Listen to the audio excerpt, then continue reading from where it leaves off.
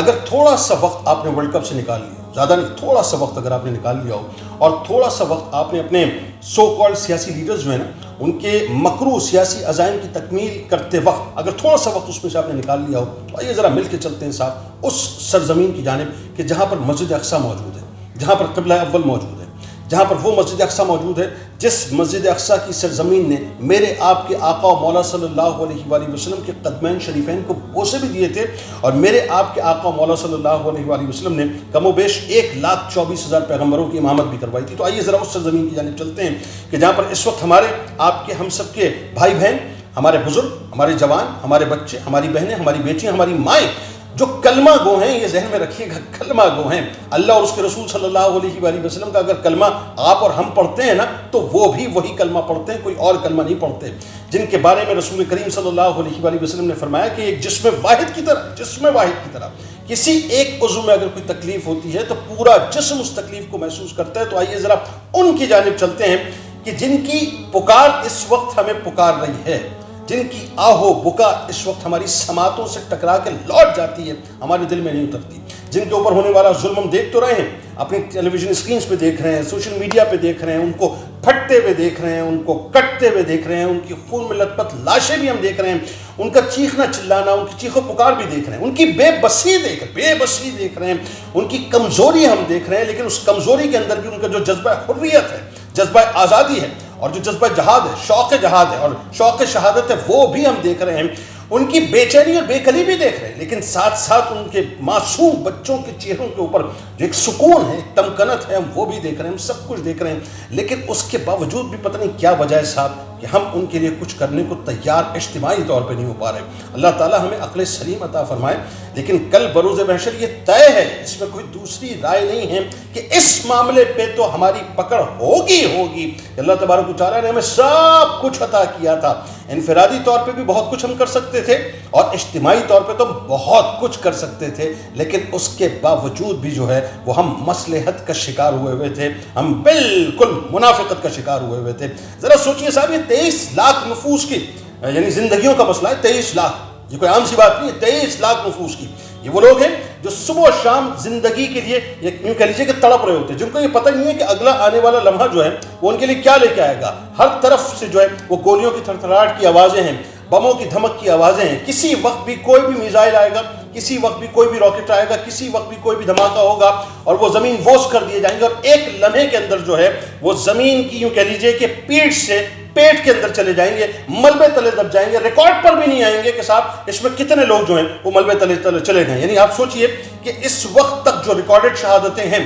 وہ 9.25 ساڑھے 9 ہزار کے قریب ہو چکی ہیں، جس میں 50% سے اوپر معصوم بچے اور بہنیں ہماری مائیں، ہماری بیٹیاں ہیں، یہ ذہن میں رکھیں، عورتیں ہیں۔ لیکن میں اس بات سے شروع دن سے اختلاف کر رہا ہوں، اور اگین میں وہی بات کہہ رہا ہوں کہ یہ ریکارڈڈ فگرز تو وہ ہیں صاحب کہ جو کہ آپ کے سامنے آ گئے، کتنے ایسے نفوس ہیں جو کہ ملبے تلے دب چکے ہیں جن کے بارے میں ہمیں کچھ پتہ ہی نہیں ہے۔ یعنی جبالیہ کیمپ کی صرف آپ مثال لے لیجئے، وہ تقریباً اس کا ریڈیس بنتا ہے کوئی 1.5 کلومیٹر کے قریب، اور وہ شمالی غزہ کا جو 8 کیمپس ہیں ان میں سب سے بڑا کیمپ ہے وہ، اس پر پہلا اٹیک ہوا، اس کے بعد دوسرا اٹیک ہوا، اور اس کے بعد اب تیسرا اٹیک بھی ہو چکا ہے۔ یعنی آپ سوچئے صاحب کہ کتنے فلسطینی بھائی بہن جو ہیں وہ ملبے تلے دب چکے ہیں جن کے بارے میں ہمیں پتہ ہی نہیں۔ میں ایک مثال آپ کو دے دیتا ہوں، اور ایک ویڈیو میں نے دیکھی، ایسا لگتا تھا جیسے کلیجہ پھٹ کے میرا باہر آ جائے گا، آپ یقین مانیے وہ ویڈیو ایسی تھی کہ اس کو میں مکمل طور پر دیکھ نہیں پایا، ایسا لگ رہا تھا جیسے کسی نے میرا کلیجے کو جو ہے کھینچنا شروع کر دیا باہر، اور ابھی میرا کلیجہ باہر آ جائے گا۔ یعنی ایک مرد ہے، وہ مجھے ایسا لگ رہا تھا کہ وہ سرپرستی ہوگا فیملی کا، اور وہ بیچارہ مطلب جس طرح سے چیخ رہا تھا، جس طرح سے وہ چلا رہا تھا، اور جس طرح سے وہ آہ بکا کر رہا تھا، جس طرح وہ دھاڑے مار کے رو رہا تھا، وہ ایک ملبے کے اوپر بیٹھا ہوا تھا، اس کے ہاتھ میں ایک ہتھوڑا تھا، اور وہ مستقل ہتھوڑے سے جو ہے زمین کو جو کوریدنے کی کوشش کر رہا تھا۔ پتہ یہ چلا صاحب کہ میزائل اٹیک ہوا ہے، اور میزائل اٹیک کے اندر اس کی جو عمارت تھی وہ ظاہر ہے زمین بوس ہوئی ہے، اور سیکنڈز کے اندر، چند لمحوں کے اندر جو ہے جہاں دوسری فیملی زمین بوس ہو گئی، وہاں اس کی فیملی کے 4 افراد بھی زمین بوس ہو گئے۔ اب وہ بیچارہ دیوانہ وار پاگلوں کی طرح اس ہتھوڑے سے جو ہے زمین کو کوریدنے کی کوشش کر رہا ہے، اور اپنے بچوں، اپنے جو بھی اس کی فیملی ممبرز ہوں گے ان کو وہ تلاش کر رہا ہے۔ اس طرح کی کئی مثالیں، سینکڑوں مثالیں اس زمین کے اوپر اس وقت बिखरी पड़ी हैं जिनके बारे में आप तसव्वुर भी नहीं कर सकते। यानी आप सोचिए साहब कि वहाँ पर जो है वो अपना कफनाई, जो लाशें कफनाई हुई लाशें वो सड़क के ऊपर पड़ी है, तय बताए पड़ी हुई, यानी उनको दफनाने के लिए जो है वो जगह इस वक्त मौजूद नहीं है। हॉस्पिटल्स का आपको पता आलम ये हो चुका है कि 35 हॉस्पिटल टोटल वहाँ पर कहा जाता है, 36 हॉस्पिटल हैं, उसमें से कोई 21 हॉस्पिटल जो है शटडाउन मुकम्मल तौर पर हो चुके हैं, 15 जो है वो तकरीबन डिसमेंटल हो चुके हैं। एक शिफा हॉस्पिटल है और उसके बारे में भी बार बार उसके थ्रेट्स आ रहे हैं कि किसी वक्त भी जो है उन पर हमला हो सकता है। और शिफा हॉस्पिटल का आलम पता है आपको क्या है? उसके कॉरिडोर्स लाशों से भरे हुए हैं, जख्मियों से भरे हुए हैं, ढेर लगे हुए लाशों के। वहाँ पर ऑपरेशन नहीं हो सकता। उसकी वजह समझ लीजिए, पानी नहीं है, बिजली नहीं है, फ्यूल जो है ऑलमोस्ट खत्म हो चुका है, तिब्बी सहूलियात मौजूद नहीं है। यानी जानवर के भी कोई प्रोटोकॉल्स होते हैं, वहाँ बेचारे डॉक्टर्स जो हैं वो क्या करें? राहदारियों के अंदर जो है लोग कटे हुए पड़े हुए, किसी का हाथ कटा हुआ है, किसी का पाँव कटा हुआ है, किसी का जिस्म कटा हुआ है, किसी का मुंह कटा हुआ है। अब सर्जरी करनी है, स्टिचेस लगाने हैं, एनेस्थीसिया दे नहीं सकते। राहदारियों के अंदर जमीन के ऊपर जो है वो उनकी अपनी सर्जरी हो रही है, उनके स्टिचेस लगाए जा रहे हैं। ये सूरत हाल हो चुकी है कि बस मैं आपको क्या बताऊं कि अल्फाज में आप उसको बयान नहीं कर सकते। यानी बच्चों की आओ बका, खुदा की कसम कलेजा मुंह को आता। मैंने एक वीडियो देखी, उफ अल्लामान अल्लाफी, सलाम है उन बच्चों को साहब, सलाम है। यानी एक बच्चा जो है वो अपनी बहन के साथ, बहन स्ट्रेचर पर लेटी हुई है और आखिरी सांस, बिल्कुल आखिरी सांस ले रही है वो बहन, और बच्चा भी छोटा सा ही, मेरा ख्याल है हार्डली वो शायद 10-11 साल का, 12 साल का बच्चा होगा, और बहन की भी उम्र तकरीबन 8-10 बरस होगी। बेचारी खून में लथपथ है, आखिरी सांसें बिल्कुल ले रही है। और वो पता है उस बच्चे के चेहरे की जो तमकनत थी, वो सिर्फ अपनी बहन को क्या कह रहा था? वो अपनी बहन को ये कह रहा था कि यानी बार बार उसको जो है कलमे तैयबा का विर्द करवा रहा था, और कुछ नहीं कर रहा था, कलमे तैयबा का विर्द करवा रहा था। और वो बहुत सुकून के साथ कलमे तैयबा का विर्द कर रही थी, और वो बहुत सुकून के साथ कलमे तैयबा का विर्द करवा रहा था। तो वहाँ तो कैफियत साहब ये है कि मुझे समझ नहीं आता अल्लाह तबारक व तआला ने उनको क्या सब्र अता कर दिया, क्या जज्बा अता कर दिया, क्या उनके अंदर एक तमकनत, यानी यूँ कह लीजिए कि अपना अल्लाह पर जो मतलब कहते हैं ना कि अल्लाह की जो बड़ाई है, उसकी किबरियाई, उस पर जो उनके अंदर उनके वजूद में एक तमकनत है इस हवाले से कि उसकी किबरियाई है बुनियादी तौर पे, और वो जो सुकून उनके चेहरे के ऊपर है वो अल्फाज में आप बयान नहीं कर सकते। लेकिन अब ये जो बात इस वक्त मैं कर रहा हूँ बुनियादी तौर पर, ये वो तमाचा है जो इस वक्त पूरी यानी इंटरनेशनल कम्युनिटी के ऊपर एक तमाचा है। इसमें कोई दूसरी राय नहीं है कि जितने हुकूक इंसानी के चैंपियंस हैं वो सिर्फ गुफ्तन नशिस्तन और बर्खास्तन तक रह गए। अब इसके अलावा और दूसरी तीसरी कोई बात रही नहीं है। यानी उनकी मीटिंग्स होती हैं, उनकी कॉन्फ्रेंसेज होती हैं, बस इसके अलावा और कुछ नहीं। स्टेटमेंट से मजम्मत है, कर कोई कुछ नहीं पा रहा। यानी आप देखिए ना, वो जो हॉलीवुड की एक्ट्रेस है एंजेलिना जोली, उसने क्या कहा, ये बुनियादी तौर पे ये जो गजा की पट्टी है वो कहती है कि ये एक 2 डेकेड से एक खुली जेल बनी हुई है, और ये जो गजा है बुनियादी तौर पे ये आगे जाकर इज्तिमाई कब्र बन जाएगी। और अक़वाम मुत्तहिदा पहले इसको इज्तिमाई कब्रिस्तान जो है वो डिक्लेयर कर चुका है। यानी सूरत हाल ये हो गई है, यानी अगर सिर्फ मरीजों की मैं बात करूं कि 1000 पेशेंट्स वहाँ पर ऐसे हैं जो कि डायलिसिस के ऊपर हैं, जिनको रोज़ जो है मतलब ज़ाहिर है रोज़ नहीं तो हर दूसरे तीसरे दिन आपको पता है डायलिसिस के मरीज़ को जो है डायलिसिस कराना पड़ता है, तो डायलिसिस कराना पड़ता है, लेकिन वो डायलिसिस बेचारे नहीं करा पा रहे। इसी तरह से वहाँ पर 2000 ऐसे पेशेंट्स हैं जो कैंसर के मरीज़ हैं, जिनका ट्रीटमेंट ज़रूरी होना है, वरना खुदा न खास्ता आपको पता है कि वो भी जो है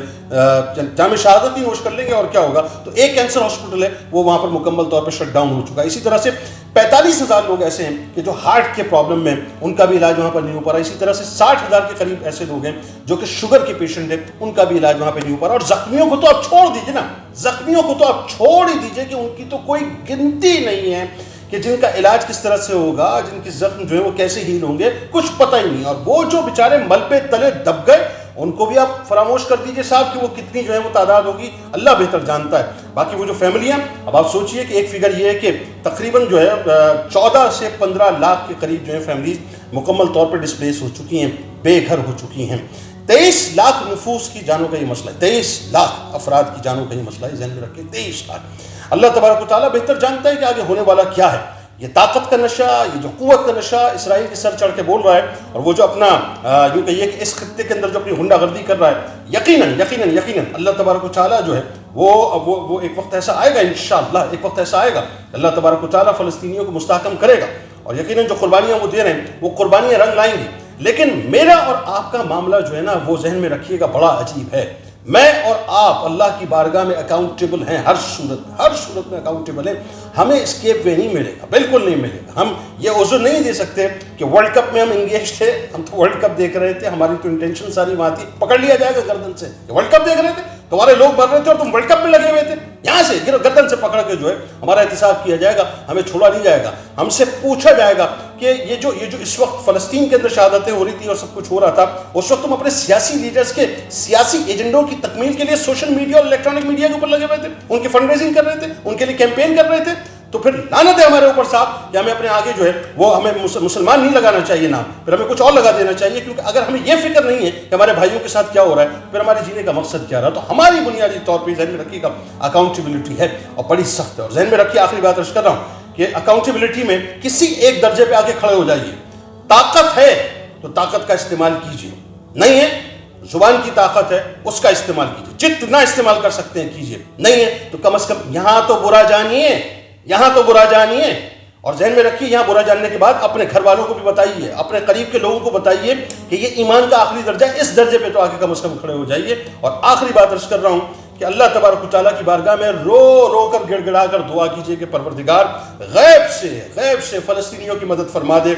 ہم بے بس ہو چکے ہیں، ہم خود غرضی کی گھاٹی کے اندر گر چکے ہیں، ہم جو ہے اپنا بے حسی کی گھاٹی کے اندر گر چکے ہیں، ہمارے اندر تفریق بہت ہو چکی ہے، ہم بڑھ بہت چکے ہیں. لیکن اگین وہی بات ہے، یہ تیرے بندے ہیں، یہ تیرے بندے ہیں پروردگار، اور یہ تیری مسجد اقصیٰ کے لیے لڑ رہے ہیں، یہ قبلہ اول کے لیے لڑ رہے ہیں، یہ اپنے حق کے لیے لڑ رہے ہیں. تو ان کی مدد فرما دے. اللہ کی مدد تو آئے گی یہ ذہن میں رکھیے گا، لیکن ہم منہ دکھانے کے قابل نہیں رہیں گے. اللہ تعالیٰ ہمیں عقل سلیم عطا فرمائے. اور اللہ تبارک و تعالیٰ اس وقت جو فلسطینیوں پر ہو رہا ہے، اللہ تعالیٰ اس عذاب سے ان کو جلد از جلد نجات عطا فرما دے. آمین.